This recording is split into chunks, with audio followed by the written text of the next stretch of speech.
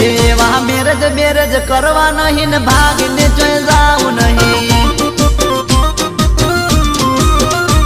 એવો સમાજ મેલી જાવું નહીં ને જાત ઉપર આવું નહીં।